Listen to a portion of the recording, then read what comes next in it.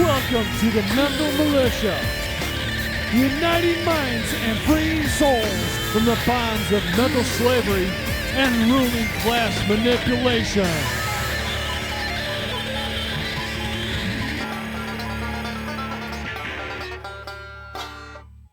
Video number 5. Welcome back.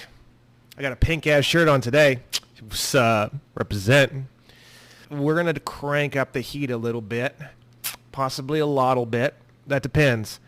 Get ready. We're going to be changing the pace a little bit, changing the depth, changing the complexity a little bit on this one. We're starting to get into the meat and potatoes. So here we go.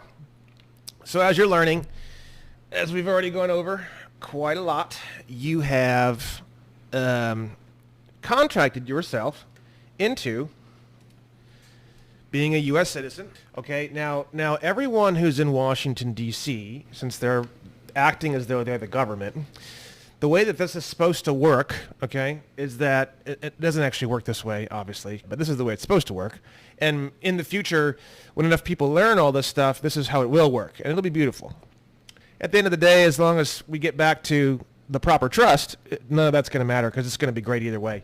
With government, without it, whatever. So these guys are the trustees. And another word for saying trustee, it's almost basically the same word, I believe, is public servant. If you take the word public servant and you take the word trustee and you think to yourself, okay, if they are the public servant and they are the trustee, then who is the beneficiaries? So the beneficiaries would be the public, right? But the thing is that when you're filed as a U.S. citizen, you aren't the public. Everyone in the whole country is pretty much a public servant, and then you have a handful of beneficiaries, okay? Like me, I'm a beneficiary. Annihilated all of my contracts, changed all my statuses, and handled everything really well, and now I'm a beneficiary of the entire government. So the government, it's trust fraud. It's a felony for the government to do absolutely anything to me that does not benefit me. Pretty nice, actually. They can't flip the trust on me anymore. You have to understand all this stuff too, though, because it's like they might throw curveballs at you. You got to be able to operate and think and say things and stuff. It's not like you just change your status and it's all fucking hunky-dory. It's not how it works. I mean, 90% of all this is the education and the way in which you carry yourself and, like, you know, the beingness of you as a person, understanding all this and operating under it, and also being of benefit to others, being a trustee now. You become a trustee of other people, not in this respect, but just in the respect of, like, you have the information, you can help others, they can become the beneficiaries. You always have power of choice to choose whether you're going to do that or not. I'm not telling you have to do anything, because that's just a lie. But, you know, ideally, the whole point of this course is to turn you from, this piece of wood that's just drifting down this river, and you're going to turn around now and you're going to become this powerful boat, and then I would ideally would like to see other people going along and helping other people out of the river as well. So I'm not telling you have to. I'm not telling you I would frown on you if you didn't. I'm just saying once you have a high enough self-esteem and once you really understand all this stuff, that's naturally where people usually wind up, okay? So you have the situation here, okay? Now you're here, generally, everybody pretty much is. You have all these statutes and you're a public servant and you're a trustee and you don't have any rights and you only have the statutes that they make and give you, okay? And you're just kind of stuck there, right? Now, how did you get here? The way it works is, let's say when you fill out your first W-9 form, okay? So the IRS was just sitting there like this. They weren't doing anything. And then you fill out this form, and you sent it in, and they're just sitting there chilling, not doing anything, and they just get this form, and they're like, oh, wow, cool. Like, here's a form. And you think in your head, like, oh, I was forced to fill out a W-9 form. Well, actually, in fact, there is no disciplinary process, and there is no trouble that you can get in by literally never submitting any forms at all whatsoever.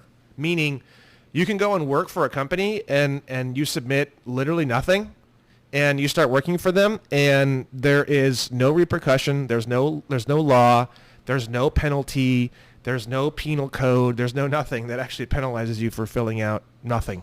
And when I say filling out nothing, I mean literally filling out nothing. Like, you don't fill out a W-4, you don't fill out a W-9, you don't fill out jack shit. You fill out maybe like an application that they give you when you first go there to work or whatever. That's it. there is no laws, there is no penal code. Even for U.S. citizens, there's nothing. Like, you can just literally not fill out anything, and you won't have any problems. There is penalty of perjury when you sign the form as to the truth of the form, and not even all the forms have that either. You have to look over each individual form, which we'll be getting into more and more and more as we move on with these videos. I'll be getting into a lot of the different forms with you and what they mean, okay? So all these organizations and the passport office and the Social Security office and the IRS and all these different places in the Bureau of Consular Affairs, whatever it is, the place that does the passports, all they do, literally, is accept whatever it is you tell them. I mean, not all of them. There's a few different statuses for the IRS, and there's a whole bunch of different statuses for the passport, and we're going to get into all of those different terms and stuff. But basically, kind of pretty much telling them what you are and where you're at. They don't teach you anything because they say, ignorance of the law is not an excuse, and they say all these different things, and it's like you never go to law classes in any schools or anything like that. So, but just realize, like, this shit is so fucking easy. Like, the whole thing is designed where, like, the door is literally wide open. There's not even a closed door, a wall. Like, you don't have to, like, pick it lock, like, nothing. There's literally just a few doors, and the door is wide open, and, like, the literal, like, door jambs are, like, greased with, like, white lithium grease, like, thick grease. So even if you're a fat fuck, you can still just right through the fucking door. It's so easy. But like I said at the beginning of this video, we are going to be stepping it up, in this video. So bear with me, okay? So here we go.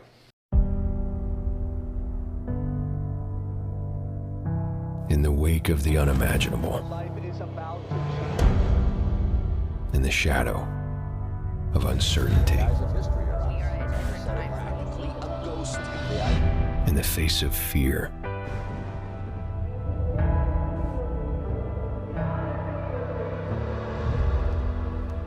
it's time to rediscover. We can live, we can love, we can hope, we can rise, we can be more, be more. Your hope. We can dream, we can fly, we can change, we can ride, we can be more, be more. Your purpose. We can live, we can love, we can hope, we can rise, we can be more, be more. Your passion. We can dream, we can fly, we can change, we can ride, we can be more. Your potential. Take your name, show your mind. Raise your head, raise it high. Don't look back, reach inside. There is more to this life. You. Love, hope, rise, be more, be more. We can dream, we can fly, we can change, we can ride, be more, be more. We can be. Because no matter what we may face,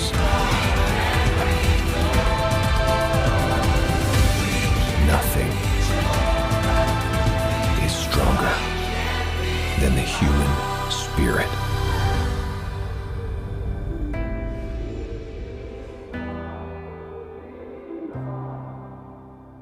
So you already know what the term U.S. citizen means. And this is one of the tax terms, because you saw it on the W-9 form earlier, right? In Section 3, U.S. person. And then if you go down to the definition of that, it has the definition U.S. citizen. Is someone who lives and works in Washington, D.C. for the government, for the private corporation known as United States. Then you have California, okay? So here's me. California, okay. A resident alien, that's term number 2. I promised you at the beginning of this course, if anything was a theory, I would inform you on it. Finding definitions for these words are literally impossible. Like, infuriatingly impossible. And when you look up all the different definitions of these things, you try to trace them down, it's so beyond all comprehension. So I have worked hundreds of hours just trying to sort out these definitions. These are the definitions that I can figure out to the best of my ability after tremendous amount of study. So this is not like, oh, here's the definition. I'm going to show you some definitions and I'll show you some other things. But this is all just pure chaos and pure smoke and mirrors. And I've tried to piece this together for you as best as I can. I'm very, very sure that these are the definitions. But just keep in mind, these are not like straight out of some code or something like that, super clear-cut definitions. But I'll show you, okay? So a resident alien is someone who lives in Washington, D.C., but does not work for the federal government, okay? Now you have a third term. The third term is non-resident alien. Now the third term is what everyone is that does not live in Washington, D.C. or work for the government. And we're going to be getting into that in great detail in this video. And these are the three terms. So let's go over them again. We have U.S. citizen, lives and works for U.S., otherwise known as Federal Corporation, otherwise known as Washington, D.C., or District of Columbia. It's all the same shit. It's all the same words. You have resident alien, which is someone who lives in Washington, D.C., but doesn't work for the federal government. And then you have non-resident alien, okay? Now, these words are complicated because resident alien and non-resident alien, like accountants think that means all of the United States of America, all 50 states. And that's where it gets complicated. That's not what it means. It's a misunderstood word. A crashing, hell, death, misunderstood word that's destroyed their entire industry. So resident alien and non-resident alien has nothing to do with the Republic of the 50 states of the United States of America. It has to do specifically and only with United States, which is Washington, D.C. Real quick, I'm going to pull up some case law on that, just in case there are any accountants that are sitting here thinking that I'm full of shit because their entire life is now worthless, I guess, if they want to think that way. So you go down here on my website, you're going to find a bunch of quotes. We're going to go over all of these quotes. The United States government is a foreign corporation with respect to a state. The Internal Revenue Code is not positive law. It is special law applicable to specific persons in the United States, District of Columbia, who choose to make themselves subject to the requirement of the special laws in the IRC by entering into an employment agreement with the U.S. government, District of Columbia. And then here's the big boy right here. This is the one that's going to sadly crush all you lawyers and accountants just to dust. The laws of Congress in respect to these matters do not extend into the territorial limits of the states, but only have force in the District of Columbia and other places that are within the exclusive jurisdiction of the national government. Now, the United States has other territories, I think like Guam, I think Puerto Rico, and I think there's some other ones as well. Those territories are pretty much owned exclusively by Washington, D.C. So when they say in this quote here, other places that are within the exclusive jurisdiction of the national government, in this one they're referring to all of those territories. Resident alien would probably also mean anyone who lives in those territories. I could be wrong on that, but I'm pretty sure because you're resident, you're a resident alien, and we're gonna clear up the word resident here in just a moment. You're a foreigner, but you're inside like their world as a resident. Basically, that's kind of what that means, right? And these territories like Guam and Puerto Rico and stuff, it is their world. Those are their world. Okay. So United States, meaning District of Columbia, is just the main headquarters, and then you have the territories that they own and control. It's almost like its own little country with sub-countries, basically, kind of, right? Like you saw on this thing I just showed you here, California is considered a completely foreign country or foreign place to United States or the Washington, D.C., okay? That's why you're a non-resident alien. You don't live there. You're not there temporarily. You got nothing to do with Washington, D.C. Someone who lives in France is just as much a non-resident alien of United States as someone who lives in Ohio, or someone who lives in California, or someone who lives in Texas, or someone who lives in Montana, or someone who lives in New York, and I could go on. It's all the states, everything.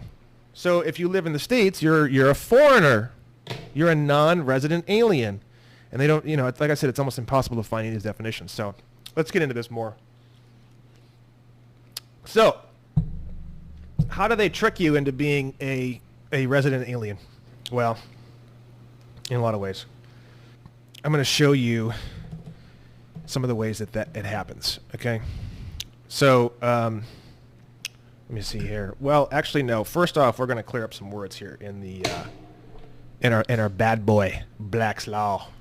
So here's the word non-resident. I'm going to highlight it for you. This is Black's Law 4th edition, Bad Boy Dictionary.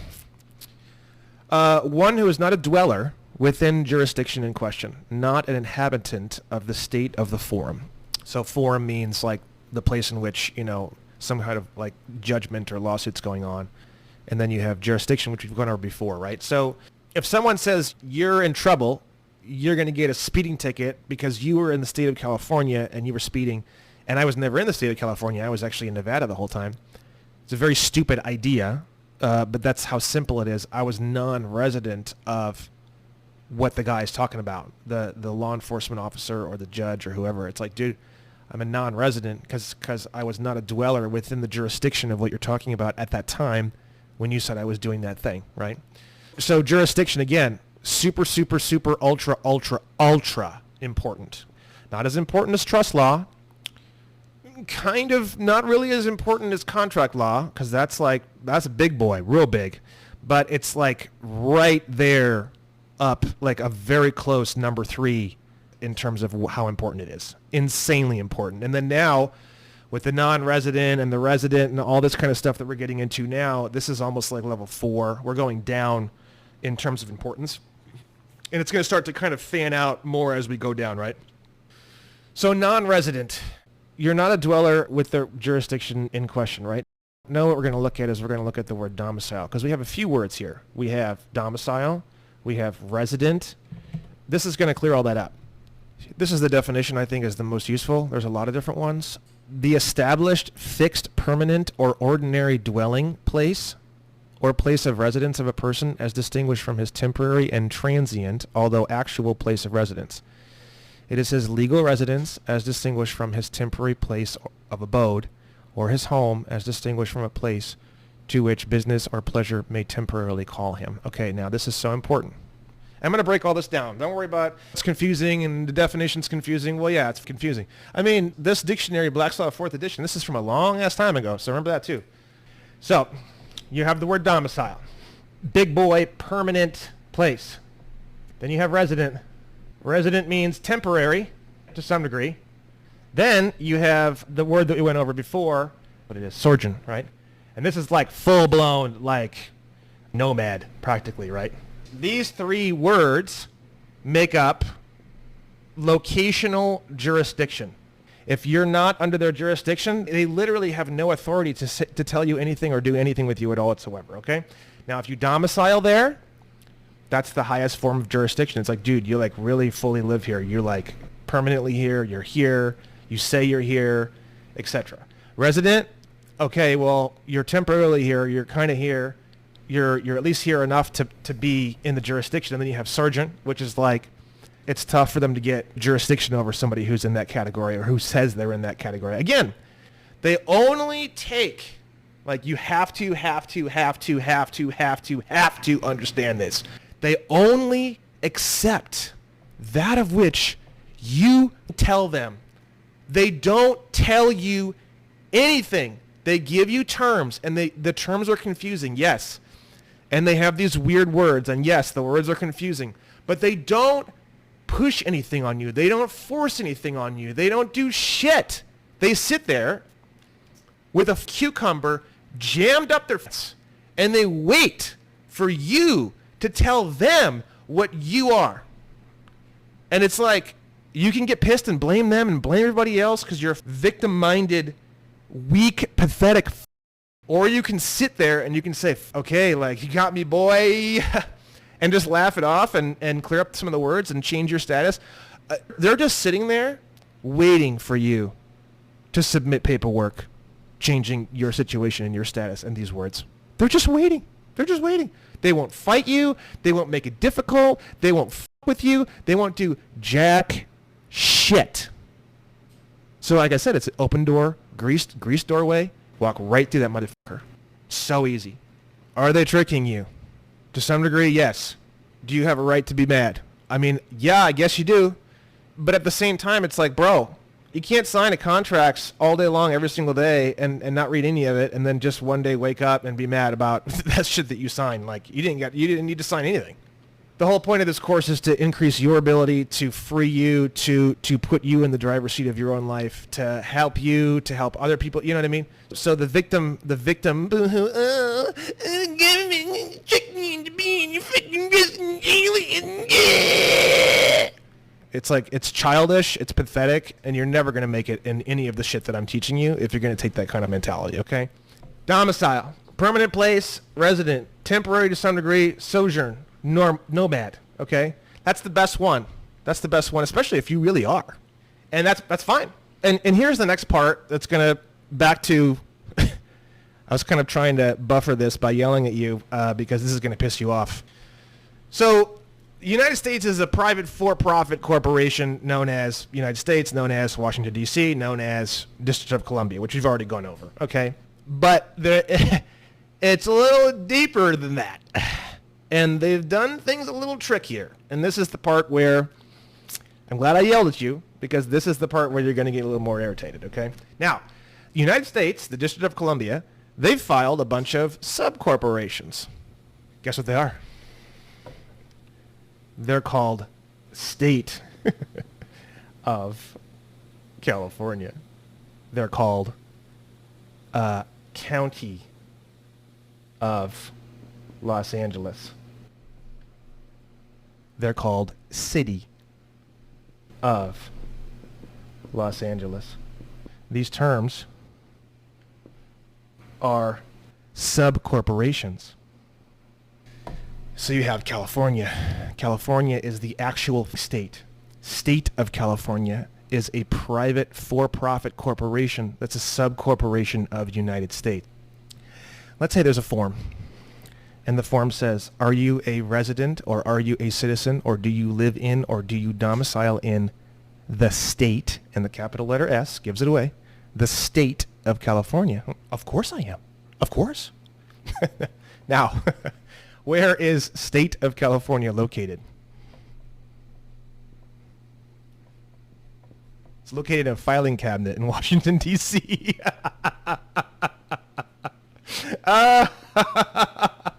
Little smiley face filing cabinet for you. So State of California is a sub-corporation that's physically located in Washington, D.C. County of Los Angeles, if they've incorporated that for any reason, that's located in the United States, Washington, D.C. And the City of Los Angeles, if the city, the word city is capitalized, it's a proper noun. That is a private for-profit corporation, and the City of Los Angeles is located, you guessed it, in Washington, D.C. So, yeah, it's pretty funny, huh? It's time to rediscover the human soul. Not the mystical, the metaphysical, or the supernatural. We're talking about the source of your abilities, your motivation, your vitality. The thing that makes you, you. We're offered a dream of convenience, but what of self-fulfillment, happiness, peace of mind? No more speculating. No more of this or this, but this. It's time to find out for yourself, to look, to know. It's time to rediscover the human soul.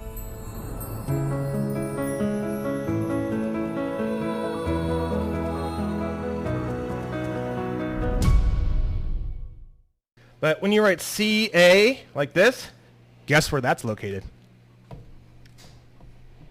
You guessed it! Washington, D.C. You can be kind of weird about it if you want to, but you say, I live on the physical land of California. I do not live in the state of California.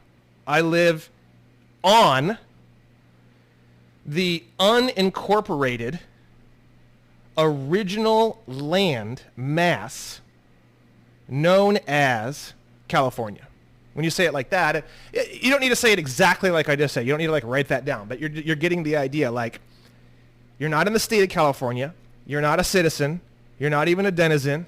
You're not a resident. You don't domicile there. You're a sojourn on the land, the physical land mass known as California, not the state. Now, if you're going to say state of California, you would use a lowercase s. That's a non-proper noun. That's why, even on my website and stuff like that, when you see the word state national, the state's not capitalized, because the capital S means this. It's a proper noun. It's a private for-profit corporation. State, with a lowercase s, it means literally just like a location of land, like a landmass that has boundaries. Like, that's state, right? So it's not a proper noun, state. It's just state. It's just a normal word or whatever, right? So when you clean all this up and you change your status and you do all the good stuff, you're going to be a non-resident alien. You're actually a non-resident alien of state of California. You're a non-resident alien of United States. You're a non-resident alien of Washington, D.C. You're a non-resident alien of any incorporated elements of County of Los Angeles. You're a non-resident alien of City of Los Angeles. So I live in Los Angeles. I live in the landmass. I live on the landmass known as Los Angeles. But I am a non-resident alien to City of Los Angeles. And this is how you can get out of paying city tax. The City of Los Angeles has a city tax. When you pay the city tax, the payment, going like this with money, is action, which verifies, validates, and finalizes the fact that you're saying, yes, I live in Washington, D.C., and I am a resident, or I domicile in Washington, D.C., and I agree with the fact that I have to pay these taxes. Here is my tax money. Every time you pay taxes, you're locking in that contract. Boom! You're locking it in, okay?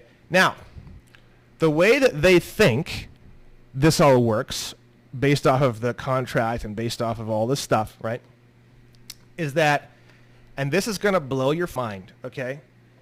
When you say all this stuff, but you're located over here, they know you're located over here, right? They're just trying to play stupid. So what they do is they say that because you signed all these documents, because you say you're a U.S. citizen, because you pay these taxes, because you do all these things, boom, boom, boom, boom, boom, boom, boom, boom, boom, you domicile here. Because remember, domicile is like where you intend to go back to. It's your actual home. And then you're a resident here. Domicile and residence, however, are frequently distinguished in that domicile is the home, the fixed place of habitation, while residence is a transient place of dwelling, right? So you have your permanent home, and then you have your transient place of dwelling, okay? So that's why they call it a resident alien, right? You domicile in California, but you are a transient place of dwelling would be Washington, D.C. So since you're a resident, and since you're there, you're in their jurisdiction, because this is all jurisdiction-related locations, right? Now that you're in their jurisdiction, you have to follow the U.S. Code, the Code of Federal Regulations, the Internal Revenue Code. You actually don't even have to follow the Internal Revenue Code, because it actually, there's a... Do I want to get into this now? Not so much. Yeah, you know what, fuck it. The Internal Revenue Code is a funny one, because that one, when you say that you live in, or you work in, or you're connected to, or you're a resident of Washington, D.C., there's a lot of codes that you actually are tied into and contracted into. And technically speaking, the Internal Revenue Code is one of them. The problem is, I'm going to find this for you right now. The Internal Revenue Code, how does it relate to U.S. citizens? How does it relate to residents? How does it relate to everybody, right? Even if you're in the system, this one's funny. And that's why I'm bringing this up, right? So you go here to U.S. Code. So this is Title 26, and then it has all the different subsections, A, B, C. Title 26 is the Internal Revenue Code, the IRC. And you can see that because when you go to the USC, you can see the table of contents for the entire United States Code. How cool is that? You have Congress, President, flag, the seal, seat of government, the states, the government organization and employees, agriculture, aliens and nationality. Ooh. Coast Guard, Commerce and Trade. Now, the United States Code, all of this basically only applies to U.S. citizens. It only applies to people who are public servants. It doesn't really apply to state nationals. It doesn't really apply to humans that live on the original, what's called de jure. So the word de jure is normally used to refer to the actual original United States of America, and then de facto is another word that's used often to describe the United States and the Washington, D.C. and the whole corporate element. So you have corporate, which is de facto, which means like by fact or by legal or by artificial law. And then you have de jure, which is by law or by God's law. De jure is by law, original, non-incorporated. De facto is incorporated by law, the weird stuff, basically. So this is all de facto study, right? So Title 26 right here, Internal Revenue Code. Now, right at the very, very beginning of the code, it's called construction of title, right? Now what that means is the construction of the entire title, Title 26, the whole code. So this is Title 26 U.S. Code 7806. 7806. 26 USC 7806. This is very, very confusing to read, but you don't even really need to understand it all that terribly well. No inference, implication, or presumption of legislative construction shall be drawn or made by reason of the location of grouping of any particular section or provision or portion of this title, nor shall any table of contents, table of cross-references, or similar outline, analysis, or descriptive matter relating to the contents of this title be given any legal effect. The preceding sentence also applies to the side notes and ancillary tables contained in the various prints of this act before its enactment into law. So there is something called an enactment clause. An enactment clause is a short phrase that introduces the main provisions of a law enacted by a legislature, right? So a legislature has to actually enact the law. The entire Title 26 was never and has never been enacted into law, even for people who are tied into this whole system. So even if you're currently a U.S. citizen, the Internal Revenue Code doesn't really exist. Now, that gets a little more complicated though. The Internal Revenue Code, if you're tied into it and you're paying and you've been paying, you are pretty heavily contracted into it. You can't just stop. You have to do something else called a revocation of election, which I'm going to be going over pretty soon here. There's actually some actual work that you have to do to uncontract yourself and disconnect from being tied in and contracted into this whole code.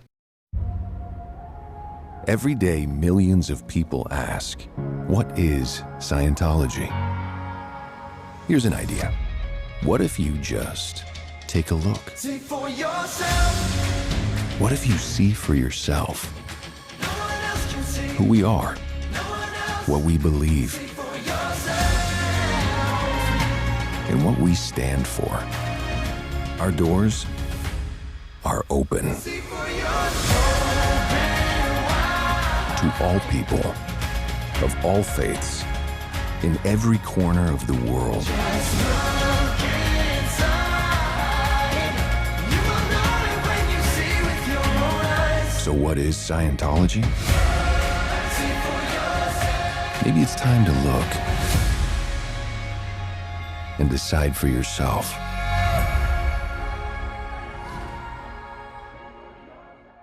My original point was when you're doing all this and you're contracted into the United States and you're considered a resident, you're domiciling wherever you are at, Ohio or Utah or whatever you're at, but you're a resident of a temporary domicile, a temporary living situation in the United States legally. You have all these different codes and statutes, but like the Internal Revenue Code is a strange one because That's the only one that I know of that doesn't even have an enactment clause. It doesn't even for people who are public servants. So even if you did live in Washington, D.C., even if you did work for the federal government, literally, like, let's say you worked in the Capitol building and you lived down the street, technically speaking, you still wouldn't be contracted into the Internal Revenue Code unless, of course, you just did it anyways. I mean, you can contract into it. Contracts are higher on the scale. A person's power of choice is higher on the scale than anything else. So if I wanted to stick my hand in a wood chipper, I have the right to do that. If I wanted to stick my dick in a light socket, I have the right to do that. If I wanted to contract myself into the Internal Revenue Code, I have a right to do that. So it's not really one of those things where it's like, now that you know, it's like gone. Now let's say you're in a different country, like France or something, and you're going to come over and you're going to work for the government here in Washington, D.C. And you've never contracted into the Internal Revenue Code ever before. You've never filed any tax returns, nothing, right, ever before. You can touch down in Washington, D.C., you can start your job and never fill out any Internal Revenue Code papers, nothing. Not a W-9, not a W-4, not anything at all whatsoever. And there's nothing that you just show them this one point.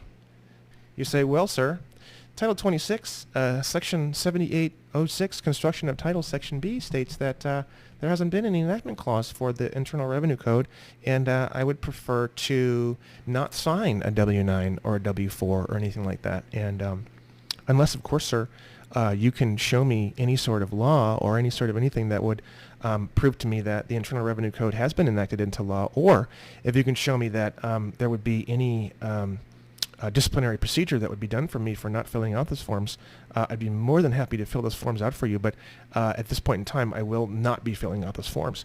And they might get mad, they might get pissed, they might yell and scream, but they can't show you shit, man. There ain't shit to show you. So it's pretty funny how all that kind of works out, right? That's the good news. I mean, that's why a lot of people, when they're starting to become a state national, it's the first thing they do is they send in their paperwork. It's called a revocation of election, which we're going to get into. They send that bad boy in right away because they're even though you're contracted in, this is the one part you don't have to be. You can get out of this contract, boom, right away, even before you even sever this contract. So that's really, really nice. Now I'm going to show you something else on this. We're going to be going through a lot of different forms. We've already gone through the W-9 form, but what we're going to be going through now. So like I said before, again, these are the trustees here, the public servants, and then the people of the United States of America, the de jure United States of America. These people down here, we are the beneficiaries. Trustees, beneficiaries. And they fuck it all up, and they fuck us over, and they do stupid shit, and they steal from us, and blah, blah, blah. That's not really, that's not how it's supposed to be. And honestly, if we just clean that up, just that one aspect, we wouldn't need no government or anti-government or any of those things. When you have a form, let's say you're given a form. I'm about ready to show you this form right now. You don't need this form. You can just write up fucking whatever you want and sign it and send it in and tell them whatever the fuck you want to tell them. Forms are offers of ways to do things in an organized way. You can cross shit out. Now, like on a passport form, it tells you specifically you can't do certain things and you need to do certain things. That's a little bit more intense, right? But pretty much everything else, especially IRS forms, again, they're just chilling, dude. The IRS is just sitting here chilling, like having a cigarette, and you just send them shit, and they just accept whatever you send them, literally. They're just sitting there chilling, like they're doing nothing. You send them a paper. They go, great, thanks. And they update your information. You send them money. Great, thanks. They cash your check. You send them something else. Thanks. Thanks. Thanks. That's it.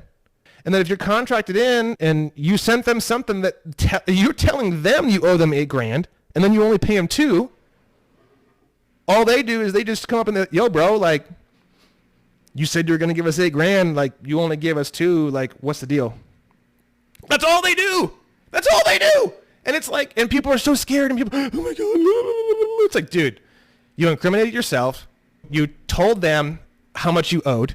You broke the whole thing down for him. You signed it under penalty of perjury. You told him you were a U.S. citizen. It's like, dude, I'm sorry, but you know what it really comes down to? It's sort of like that term that you hear, like, fool me once, shame on you; fool me twice, shame on me.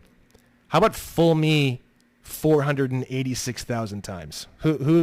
Where do you point the finger on that one? Yeah, you take the finger and you jam it up your own face. That's what you do. So, not that I'm trying to like side with the IRS or something like that. I'm just there really is, like, we don't need a civil war, man. We don't need any of that. We don't need any bullshit. Okay, what we need people to just wake up, take a deep breath, change your status, and move on with your life and educate your friends and family. It's not about being a victim, being a cunt, being a cocksucker.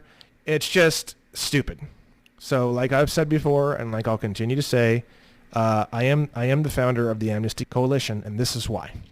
This is exactly why. Revenge has no part of what I teach and what I stand for. So, if you're already contracted into paying taxes and you're working for a company and blah blah blah blah blah, this is the first thing you can do to start taking actions if you feel comfortable. Again, don't do anything unless you feel comfortable about it. Okay? Now, they're the trustees and we're the beneficiaries. So we have this form here on the computer that I'm showing you right now. It's called the W-8-BEN form. Now, BEN stands for, you guessed it, beneficiary. So what's happening is this is the beginning of this is the simplest and fastest way to begin the process of hanging up your hat as a trustee and chilling and retiring as a beneficiary, okay? So the W-8-BEN form basically means you are a foreign beneficial owner of whatever money that you're going to be getting from this thing, right? So it says here, name of individual who is the beneficial owner, right? This would be, I do all lowercase, so Brandon-Joe: Williams, comma, beneficiary. Country of citizenship. You can do America unincorporated. My dryer is going pretty hard. I don't know if you can hear that in the background, doing some laundry. So country of citizenship, America unincorporated. Or you can put United States of America if you want to. Just put America. It's actually even better. Just put America. Permanent residence. So do not use a P.O. box or in care of address. So back to me. So this is actually where it gets complicated. So let's go back to the form real quick. You have two different ones. You have mailing address and you have permanent residence address. So what they're asking you here, and again, it's super complicated on purpose, is they're asking you the permanent address is the domicile address and the mailing address is the residence address. You look at this form, why the fuck are they asking me two different addresses? That's why, okay? So what you're going to do is you're going to do permanent resident address. Let's put you back on so you can see what I'm doing. Permanent resident address, you're going to do rural free delivery. City or town, you're going to do Glendale. And then country is America unincorporated. And then mailing address, if different from above. Now this one you can do the CO. If you want to. Include postal code where appropriate. Yeah, you're not going to put the postal code. You can do Glendale, comma, California spelled all the way out like that. And then mailing address, if you want to put your actual address, you would do something like CO, which means I don't live here, I'm not a resident here, I simply receive mail here, which is a big championship way of doing it. 123. And then city or town is Glendale, California. And then you can either just type in no zip, you can do zip exempt, you can do whatever you want. Basically the zip code is another way that they pin you into being a resident of Washington, D.C. You don't want to use zip codes. You don't want to use the CA or the abbreviated state terms. You want to use the full state, zip exempt, or just don't type it at all. Country, America, unincorporated. Unincorporated. Not sure if you noticed, but Incorporated, that means corpse. Corp or rated. Corpse or rated. It's a dead entity that needs people, that needs, men and women to give it life. That's what corporation means, okay? U.S. Taxpayer identification number, if required. See instructions. I'm doing this live so you can see what I do. Instructions for W-A-B-E-N. Here we go. Line 5. If you have a social security number, enter it here. To apply for an SSN, get a form SS5 from the SSA. If you don't have one or you're not eligible to get one, you can get an individual taxpayer identification number. Okay, so basically it says you should put it in. So I would go ahead and put it in. Foreign tax identifying number, don't have anything like that. Reference number, I don't have anything like that. Date of birth, go ahead and put your date of birth exactly how they have it here. They have 2 digits for the month, 2 for the day, and 4 for the year. And I'm not putting in my actual one here. I'm just going to make something up. Okay. That's how you type in all of this upper part, okay? Rule-free delivery just means you're not anywhere in the you're not in their jurisdiction, you're not in their zone, and there's nothing that they can do to pull you into their zone. Oh, whoops. I didn't even have you in on that whole thing, I don't think. Okay, let's go back. You have number 1, we did my name, Brandon Joe Williams, beneficiary. Country of citizenship, we have America unincorporated. Section number 3, we have permanent residence address. Do not use a P.O. box or care of address. Rule-free delivery, which means not in their jurisdiction, not in their zone, non-resident alien. Glendale, California, 00000. Country is America unincorporated. Mailing address is care of 123 Purple Monkey Lane, because you're not living there, you're just receiving mail there, which is what care of means. City, state, Glendale, California, and then country is America unincorporated. U.S. taxpayer identification number is 123121234, because we did look at that instructions, and I wasn't able to really find anything useful besides the fact that they actually do really want it, and it doesn't say it's optional. It technically is still optional, but I would just put it in there. That way they can track down and file it with the rest of your paperwork. Because once you file your revocation of election, you start to really uncontract with them entirely. This is just the first step. You want to make sure that they can locate your files. They're not going to do shit, dude. Like, they're literally just going to file your shit. Like, they're just waiting for you to send all this shit in, and then they're going to file it for you. There's so much information out there, like, oh, they're going to, like, never file it, and they're going to give you a hard time, and they're going to, You know what they sent me? I sent them all sorts of shit, man. I sent them, like, responses to the shit they were sending me. I sent them so much shit. They sent me 3 letters. It was 2 letters. The first letter was, thank you so much. We're reviewing everything that you've sent in. We need an additional 60 days. Please just wait. We need more time to review everything. And the second letter that they sent me was, we need more time to review everything you sent in. At this point, we really have no clue how much more time we're going to need. It could be God knows how long, and we'll just get back to you at some point in the future, which basically means they're never going to look at it, or they're just filing everything, or it's basically just an acknowledgement, essentially. That's what I got when I sent everything in. So I didn't send in a W-8BEN because I'm not working for an employer in that kind of way where you have like payroll and all that. It's a little bit different for me in different ways, depending on I have a lot of different income. No, I don't have income. I have earnings or private property, which we're going to go into later. But so this is the W-8BEN. This swaps you over to beneficiary. This is your first step. It's very, very easy to do this. Now, you don't send this into the IRS according to the form. It says here, give this form to any withholding agent. So a withholding agent, I mentioned that in the previous video, is basically, you know how companies, when they have payroll, they hold the money back from payroll and they pay like the Social Security and they pay the FICA or whatever, and they pay all these different taxes and all this other stuff.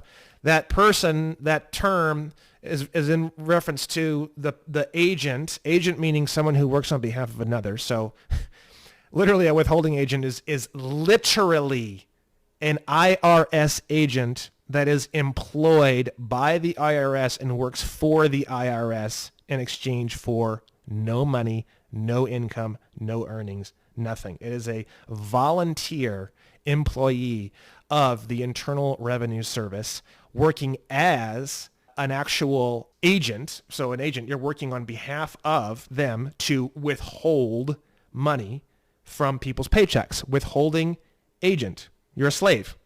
It's basically a euphemism for slave. It's someone who works for free as a slave for the federal government for no money, for no income. Once you give this to your withholding agent, wherever you work, boom, they're not taking taxes out of your paycheck anymore. And actually, for any employers that are out there listening to this, they're going to love this. You're going to, once someone gives you a W-8-BEN form, you as the employer fill out the W-8-BEN-E, which stands for employer. The W-8-BENE form will eliminate you having to pay your portion of their payroll taxes that you match. You're like, whoa, yeah, boy. If you do this with all your employees, they make more money and you make more money, and it's all legal. Now, it's a little bit tricky because this is just the first step to handling the contract. So, you can do this step, but if you're going to do a W-8-BEN, you really should move forward with your revocation of election and cleaning up the contract entirely. You don't want to be kind of halfway in and halfway out. Not good. I wouldn't do that. I wouldn't recommend that either. So we'll go over the revocation of election later. But for right now, you have the W-8-BEN. Fill it out like this. And then at the bottom, when you sign it, you're going to sign it. You're going to sign it like this. You're going to do, and I'll cover what this means. You're going to sign it like this. Without prejudice, first name, dash, or hyphen, middle name, colon, last name. I do cursive on an autograph. Here's an autograph. So a signature is when you're signing on behalf of a corporation or trust or some kind of entity. And an autograph is when you, as the living human, man or woman, is doing this. So it's actually called an autograph. Okay. Brandon-Joe Williams, comma, beneficiary. So you're going to sign it, your first name, hyphen your middle name, colon your last name, comma, and then the word beneficiary, right? Because again, W-8-BEN. You're the beneficiary. You're just saying you're the beneficiary. So, might as well sign it as the beneficiary. That's what you're doing. Let's go back here. You're going to sign it like that, and then you're going to date it, and then you're going to print the name of the signer. Even on the printed name, I would still do Brandon-Joe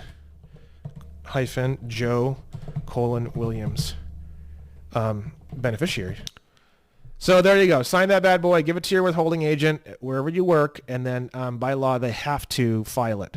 And if they don't, you can actually call the IRS and complain to the IRS that they're not accepting your tax forms. And I believe that's a felony. I feel sorry for the poor bastard getting involved in that one. The IRS will chase up the company to make sure that your form gets properly filed. Because again, they are tricky in terms of some of the definitions that they use and stuff like that, but they just sit there and can accept forms. That's it, dude. Like the W-8-BEN form is completed. So you can fill it out. You can submit it to your withholding agent, your HR, or your whatever you have at your company. And then they'll stop taking a lot of the taxes out of your paycheck, and that should increase your income by, depending on what you do and what tax bracket you're in and how much taxes are taken out, man, this could really increase your income. This could increase your income like 20 or 30%, literally. So yeah, pretty hot. That one is the beginning of saying I'm a non-resident alien and changing your status as per those three steps. Oh, we still got to go over without prejudice. That's what I'm missing. Okay. So it's UCC 1-308. Memorize that one.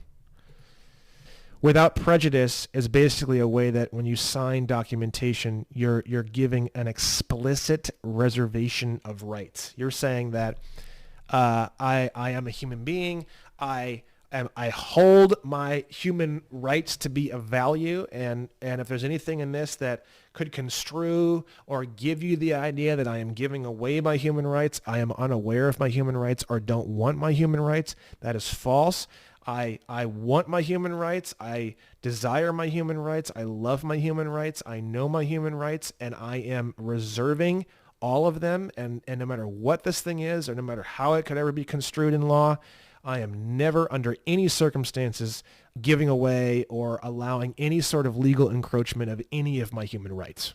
That's what you're saying when you sign without prejudice. So sign everything without prejudice. Without prejudice, Brandon-Joe Williams, beneficiary. And that's like saying, I'm a man, I'm a man, I'm a woman, I'm a woman, I'm a man, I'm a man, I'm a woman, not a person, not a birthing person, not a trust, not an all caps name, not a franchise, not a bullshit thing, not a corporation, not any of these things. I am not these things. I am not these things. I am not these things. I am a man. I am a man. I am a woman. I am a woman. I have rights. And that's basically essentially what you're saying when you do this. Okay? I do a one-shot deal on all these videos. I don't like shooting them over and over again. So it's kind of one of those things where it's like I just kind of go for it and just say fuck it. So you may need to go over this one a few times, but we are going to be getting into all this into more detail coming up very soon. I will be going over the revocation of election with you in detail. There are organizations and companies that I will be telling you about that can help you with that process as well to make it super ultra simple. But the W8BEN and the W8BENE are the best and quickest ways to start putting a lot of extra money in your pocket, and to also at the same time, a lot of people who get into all this stuff and who ask me questions and stuff, it's all about money, money, money, money, money. But really, honestly, at the end of the day, in my opinion, and I think it's a fact, I don't even think it's just my opinion, what's more important than the money is the contract, because the contract is where the true freedom is. Even if you had $27 billion, if you're still contracted in, you're a fucking slave, period. End of discussion, right? So if I had a choice between $27 billion and being contracted into the system, or absolutely no money at all whatsoever, and I'm talking not even a penny to my name, but all contracts fully severed, I would much rather have all of the contracts fully severed than the money. Because people say like, oh, money is freedom. No, it's not even remotely. In a way, sort of, kind of, it is a little bit. Don't get me wrong. I'm not delusional, but really at the end of the day, freedom only comes from cleaning up your contracts, and there is no other way to do it at all whatsoever. Will money help you clean up your contracts? Yes, technically that's true. I've spent a whole hell of a lot of money cleaning up all my contracts, way more than you will. So I've done all sorts of crazy advanced shit and like testing things and like programs and projects, and I've spent probably like $19,000 on all this stuff. So for me, it's kind of a rare, unique thing. But you can probably get a revocation of election done for like maybe $500 to $1,500 if you want someone to help you, or maybe even less, maybe even like $200, $250. It depends. To get your new passports, like $300 if you want to get the priority processing and the overnight shipping. This stuff doesn't really need to cost that much money. So you can say like, oh, well, having more money allows you to have access to your freedoms and stuff like that. I mean, really, I would say like to open up a trust, to do your revocation of election, to do your passport, to do like everything we're going to be talking about in this course on the cheap end, maybe, a couple $1,000 over time. Or maybe even as low as like $1,200 for everything. And then it goes as high as, as much as I've paid, which is to do all sorts of advanced, super crazy shit. And you're spending maybe $18,000. To me, $18,000 for everything that I've gotten, total freedom, total freedom. I mean, there is absolutely not a single statute practically on the entire planet that I am contracted into at all whatsoever. Do I feel like these multi-billionaires like Elon Musk and all these guys really have total freedom? No, they do not. They do not. They're actually slaves, just like all the rest of us. The only possible way that you can no longer be a slave is by killing all of these contracts and educating yourself and placing yourself in a different state of being. And that is it. And it has nothing to do with money besides the cost of actually doing it. But it's really not that much. I truly believe in the power of a human being when they really want something and they set their mind to something. It just kind of happens. All human beings have that innately built into them. And for how much this could cost you, I don't care who you are or where you are in any area of the country, you give yourself enough necessity to put together what needs to be put together to make this happen. And it's not some astronomical number. It's definitely not as much as buying a used car or something like that. So there you go. That's video number 5. See you guys at video number 6.